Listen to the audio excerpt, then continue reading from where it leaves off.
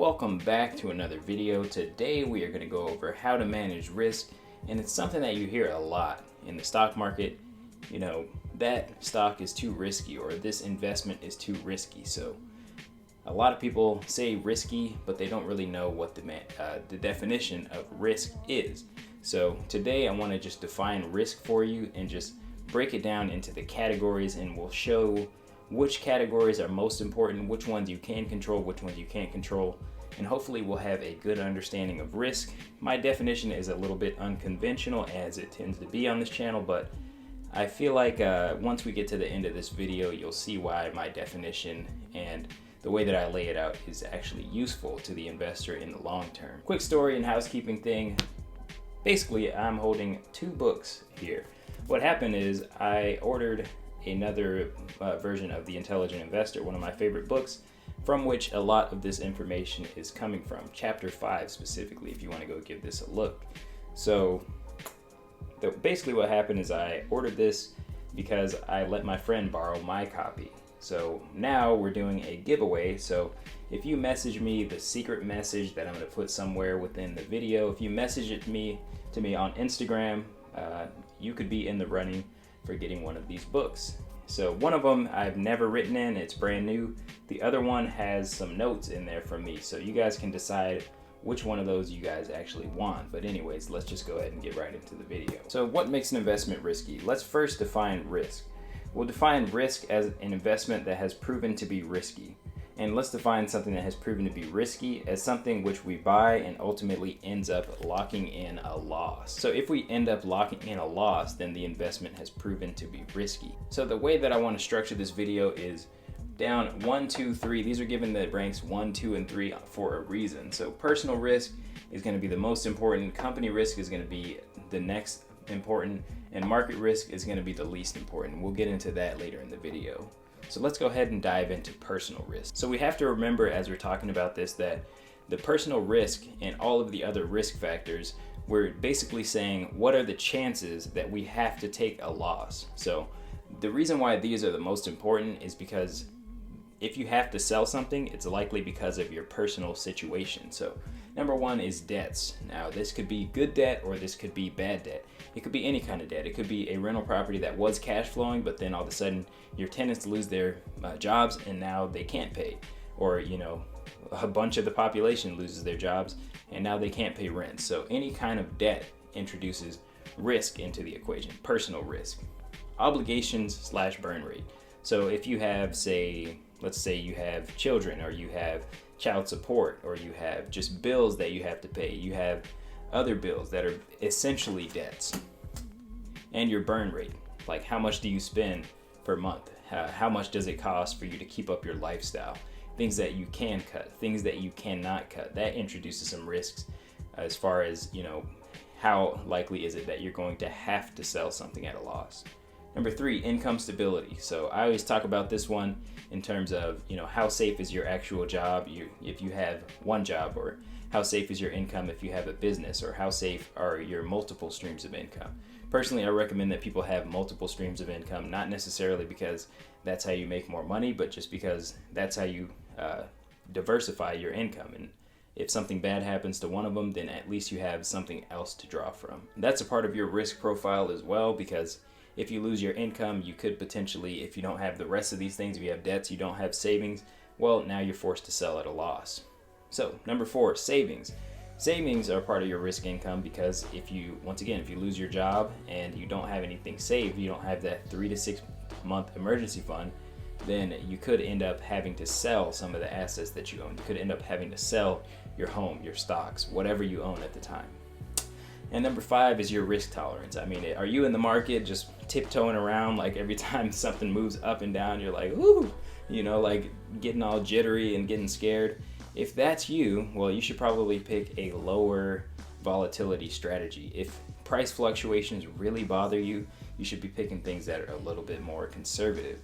And we'll talk about that a little bit later in the video as far as asset allocation and how to just reduce risk within your portfolio. So we'll talk about that when we get into market risk. But anyways, these are the personal risk factors, and let's get into the next factors, which are the company risk factors. Okay, there we go. These are the company risk factors. And before we get into that, I want to talk about what I meant to do with this video, but I kind of already erased everything. What I meant to do with this video is give you guys the ways to essentially mitigate those risk factors. But I mean, with the personal risk factors, those are pretty obvious how you're going to mitigate those. I mean, with the expenses, you're going to reduce your expenses.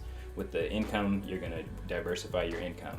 With the debts, you reduce your debts. With anything else, you just reduce those things in your personal life so that you don't have to sell at a loss. But anyways, let's move into these company risk factors. So number one is the price is too high. So if the price is not right, there are metrics that you can look at that will determine whether the price is right. Let me just, for you guys that are new here, something like a price to earnings ratio, for example. Let's say that you're paying up like 100 price to earnings ratio. That means that the price that you're paying divided by the total amount of profit or the amount of money that the business keeps per year is 100. So that means that if the business were to continue as it is for 100 years, that's how long it would take for the business to earn its money back. So if you're in a price to earnings ratio situation of 100, that's generally speaking a bad situation, unless they're expected to grow those earnings to the point where it's closer to like a 20 to 15 in the 20 to 10 range, right? So that's where we want to be. Like, you wouldn't want to invest into something and then get your money back 30 years later, right? So that is important. Price too high. So if you buy something for too high of a price, the price could just go surging down. But at that point, it's like, if you had the personal risk factors in order, you kind of just hold it and you buy more at the lower price. If you still believe in the rest of these company risk factors, which we'll get into those right now. So unhealthy company. So these are the reasons why you should sell a stock. If they go unhealthy in these ways, a lot of people say like, oh, Casey, like this went up 24%, should I sell it? This went down 20%, should I sell it? This is what you need to look at if you're deciding whether you should sell it.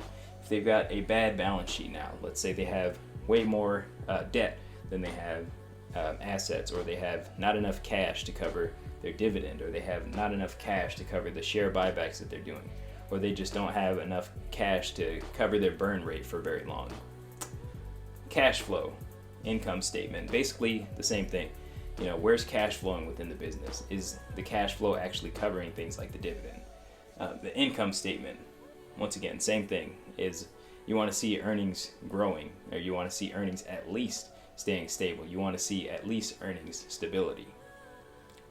So yeah, number three, earning stability. If you don't see any earning stability, or you don't see any earnings at all within a business, then it's kind of hard to value that business. You don't know exactly what that business is worth, because you don't know how much money that business makes. And just to give you another example, like if you were to go buy an entire business, the risk of that business is not necessarily that you would sell it for less later. The risk of that business is that it wouldn't earn anything for you. So that's how you should think about owning a part of a business. Like if I were to go buy a McDonald's franchise, I'm not worried about, oh, what's the market price of this McDonald's franchise? I'm worried about how much are we earning with this McDonald's franchise. And somebody's valuing it out there way far off. Since it's not a stock, it's not being valued every day. So we don't think about it like that. If we were owning like a little private business, I was owning, Joe's Crab Shack, I would be worried about how much money Joe's Crab Shack is making. That's what this is all about. So industry risk. You could see an entire industry just go down. So when you're buying into a stock, you are also buying into an industry. For example, the airlines. If you're buying into Delta Airlines, you're also buying into the airline industry. And when you have something like COVID-19, well, you just bought into an industry that gets hit really hard. So that's not necessarily your fault, but all those stocks in that industry are going to go down. And number five, dumb luck. Like this whole situation right here, this COVID situation. So down here, diversify it away. Basically what that means is that a lot of these risks can be diversified away. Or in other words, if you buy enough different companies, a lot of these things kind of disappear. A lot of these things don't matter as much as long as you're buying a bunch of strong companies. So the industry risk kind of goes away. The dumb luck thing kind of goes away. If one industry gets hit, you've still got other industries. And a good way to diversify it away is either by buying into an index fund, or one of my favorite platforms, which is not a great platform. There's probably other better things that you could do, but it's just personally what I use is M1 Finance. You can just break up into say like 40 or 50 stocks and you just put them at like 1 or 2 or 3%, and you can just make your own type of index fund, and that kind of diversifies it away. That way, if you're more of a passive style investor, which I would say that I'm becoming a little bit more of a passive style investor, then you can just basically buy into that index fund that you've created, or that index fund that you're buying into, such as VOO, the Vanguard S&P 500 fund. And you don't have to worry as much about this stuff. So anyways, that is that. So let's go ahead and get into the market risks, and then we'll close out the video. All right, market factors. So this one, we're going to figure out how to mitigate that one through something called the all-weather portfolio, but that is for later. You guys get a little bit of a glimpse of that just for staying to the end of the video. So dumb luck, that would be a situation like this, where we've got the entire market went down, in late February, just because it's kind of a once in a lifetime thing. Like, there's just a slowdown in the entire economy. So dumb luck in that sense is just like, hey, things were getting a little bit over hot, but also there's just something that you could not have predicted that affects the entire economy. One note that I want to make about market risk factors, or stock market risk factors, is that no one ever got rich by predicting the market. So the reason why I put the first one first, which was personal, and the next one next, which was company, is that those are the things in that order that you need to focus on when you're being an investor. So this stuff is like very high level. Doesn't matter as much. It's not going to make you rich to know what's going on in the market. It's going to make you rich to have a high income, low expenses, and just be consistent. So number 2, overheating market. So an overheating market, basically one way to mitigate that is to understand when the market is overheating, to understand certain prices, such as like the Buffett indicator, or things like the price to earnings ratio of the S&P 500, which both of those are extremely high right now. So the market is selling extremely expensive. Another thing to understand are interest rates. Interest rates are extremely low right now. So the reason why that's important is because if you can't get any yield, or you can't get any money back from interest rates, from interest on bonds, for example, or you can't get any money back from interest on something else, then you're going to go to stocks. So that's going to put stock prices up. So overheating market, it's good to know certain numbers to know, like, okay, the market is getting over hot. It's good to just keep your finger on the pulse of the stock market itself. And number 3, cyclical decline. So declines historically have always been temporary.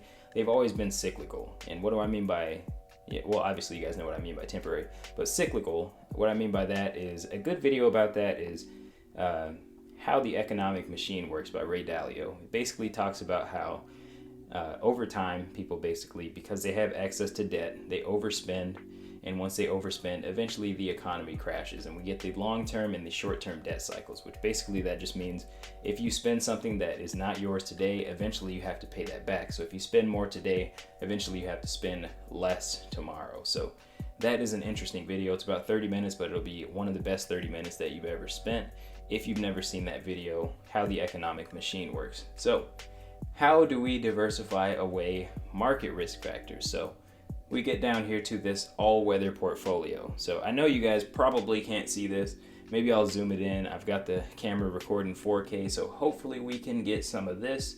It'll just be my hand, I guess. So all-weather portfolio is 30% stocks, 40% long-term treasuries, 15% intermediate treasuries, 7.5% commodities, and 7.5% gold. So not to get too deep into why you would do this, but there's a whole idea out there about a balanced portfolio and what a balanced portfolio is.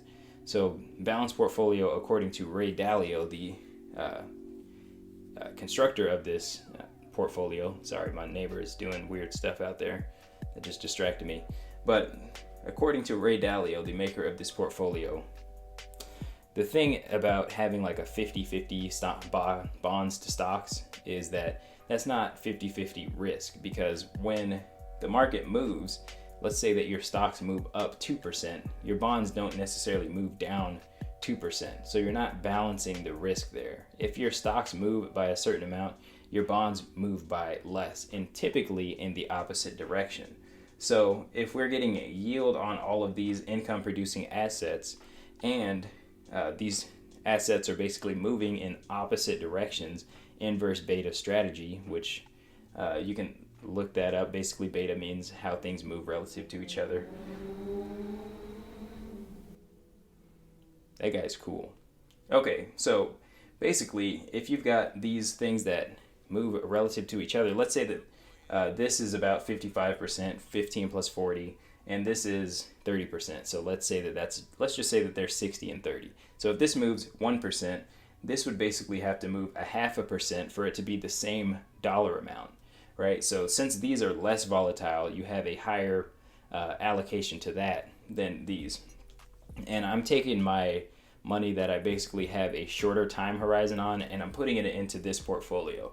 Things that I want to use, for example, to pay my house off, which I plan to do within the next 5-10 years, hopefully closer to the 5, maybe less than 5, but we will see how that goes. So anyways, hopefully you guys get some insights out of that all-weather portfolio. I hope I explained that well in a way that makes sense.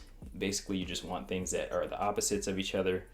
If you guys like this video, make sure you give it a like, and if you want to support the channel, hit the links down below because you can get some free money from that, and I'll see you guys in the next video.